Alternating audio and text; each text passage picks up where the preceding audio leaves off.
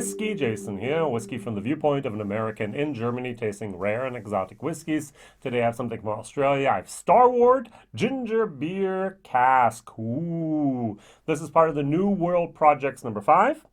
And this is amazingly different, to put it in a very, very, very positive viewpoint. 1,400 bottles of this worldwide, 48% ABV, 0.5 liter bottle. I paid, now listen to this, 79 euros 90. That is in 80 euros. That would mean 160 euros for a liter. That's a lot of money. Dronach 21 is cheaper over here in Europe still at the moment. This is Whiskybase number 157641. Now, Starward is a very up-and-coming new distillery, fairly new distillery in Melbourne in Australia. I've tasted a few of their products, the Solera, the Fortis, a couple other ones. The Dolce was also there. And now we have something actually new. What is ginger beer? Now, I must admit to my shame, I don't think I've ever in my whole life tried ginger beer. Root beer, yes, but never ginger beer. So what did Starward do? They found a brewery. I think the brewery is also in Melbourne. It's called the Boa Trucker. Not sure of the pronunciation. And what they did is they gave them casks from their own distillery, and they filled them up with a imperial ginger ale made specially just for this. And they named it Fred. The Fred Imperial Ginger Ale. I have no idea who Fred is, but hey, who knows? So what did they do? They took 20 kilograms of ginger pulp. They took fresh orange peel, they took lemongrass, and they took spices and herbs, put it all together, and made a ginger beer out of it. What do you need to make ginger beer? You need to have some ginger, you need to have some yeast, and you need to have some sugar. So what does yeast do? It eats the sugar and poops out basically CO2 and alcohol. That's what we want. So some ginger beers, not the ginger beer used here, but some ginger beers are very industrial produced and they don't have any type of fermentation process. They just use some type of syrup and boom, they're manufactured and not handmade. All right, so let's see if I remember the little picture. Ta-da-da! I read online that this actually is based on the Starward Solera. So here we can see the bottle of the Solera. And then they actually take these specially made casks from the Boa Trucker brewery. They take them back into the Starward, they fill it up, and they let it actually mature for up to 30 months. Now, I went on the Whiskybase, and I went and looked for Starward New World projects. And I found 1 and 2. I didn't find number 3, but I found 4 and 5 of the ginger beer. I also found a 1 and a 2, which were Pedro Jimenez, and I found a 3, which was a new wine, and a 4 that was something else, and I was totally confused. I don't understand the concept of the logic of the concept of the New World projects yet. If you have 1, 2, 3, 4, 5 of different things, I would have went 1 is then ginger beer, or ginger beer is always that, and then the other things would be a different project. I don't know. All right, good. I do find the 80 euros for this bottle a lot, but that's the way it is. All right, let's try this. Let's nose it first of all. Interestingly unique. At the very beginning, I get a butterscotch type of moment, but then that butterscotch moment turns into something which is a ginger cinnamon hot stick.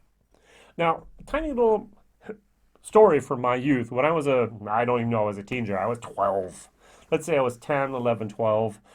It was at least in the States where I grew up, to actually have a toothpick in your mouth. And what we would do is we would have cinnamon toothpicks. So what we did, we bought these little tiny bottles of cinnamon oil, and we would actually put those toothpicks in that cinnamon oil, let them soak overnight, and we would sell those cinnamon toothpicks to others and actually have them ourselves. Now, dumb Jason actually did this once with the cinnamon oil, and I think it was like 3 days I couldn't taste anything.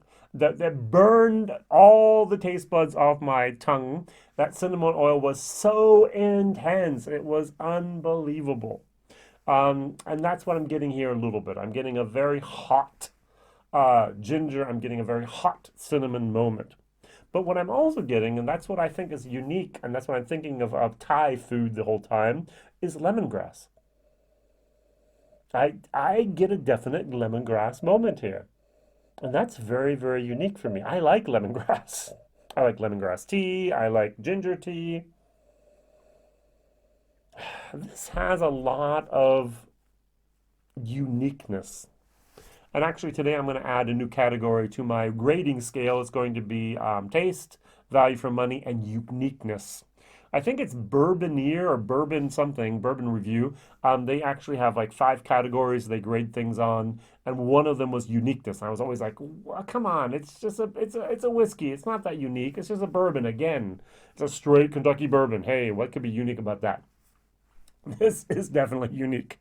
This is more than anything else I've had in a little while that's very, very out there. And it's very, very, I want to say out in left field, but that's the next bottle I'm going to try from the Starward. Very, very out there and a little bit different. All right, cheers. 48%.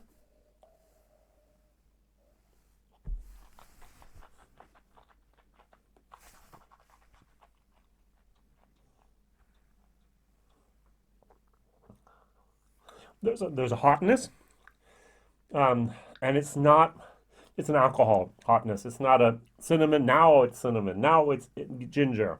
Mm. There's a lot of spice towards the end, which I kind of like. Think of a red what is it? Big red chewing gum with ginger involved in that. That is very unique and very special. Um, I've had this in my German video. If I put a little bit of water in here and I dilute it down like 40%, that haughty spiciness at the beginning dissipates a lot, and it turns out to become a very, very unique, interesting whiskey in general. So, the value for money is my biggest problem here, my biggest issue. At 160 euros per liter, half liter bottle, 80 euros. This is way, way, way up there with the big boys. And this is a cocktail in a glass type of moment. I'm not willing to pay for a cocktail in a glass moment more than 40 euros for a half liter bottle. And so this is double the price that would be acceptable for me. Am I glad I bought it once and I've shared the bottle with other people? Yes. So one person said, Jason, what do you do with all your bottles? I do bottle shares over here. It's legal in Germany. So I fill them up in tiny little 5 or 10 cl and I sell them and send them with the mail to other people. I have a business license. I do have a whiskey online retail license, at least over here in Germany, so I can do that, and other people can do that as well. One other little fact that's kind of interesting is the distribution sense. It's the distribution method.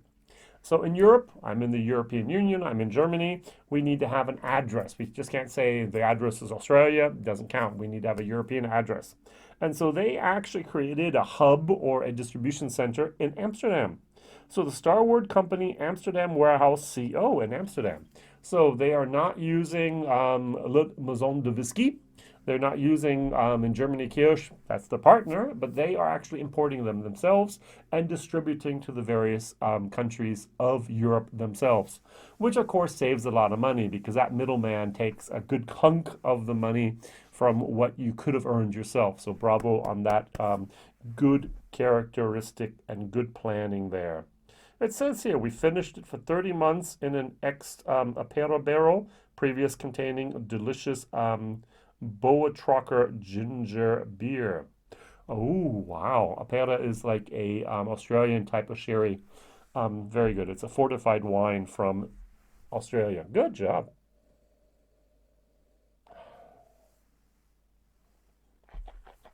Mm.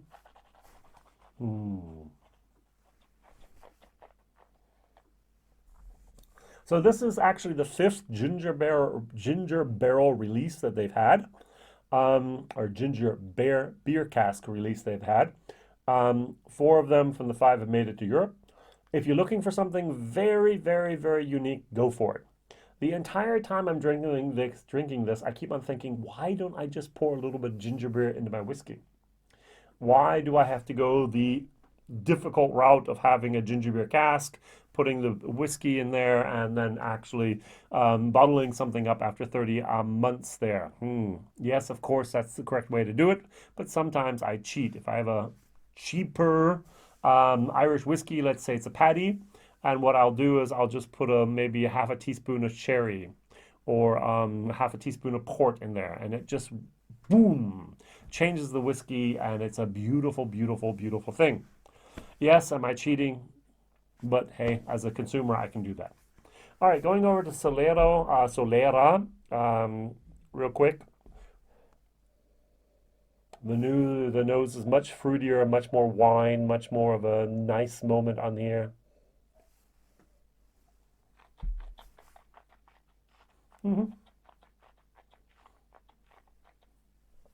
Also very unique in itself. All right, people, Australia is a country to look out for. Not just in the Summer Olympics or other places, but also when it has to do with whiskey. Tasmania is creating wonderful whiskeys. Starward is making wonderful whiskey here. I'm going to give this, actually, because it's way out of the wheelhouse of my personal opinion, this is going to be a C for the taste. It's a D minus. Minus for the value for money. I just don't think that's worth the money.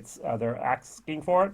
But for the uniqueness, I'm going to give this a B plus plus A minus minus.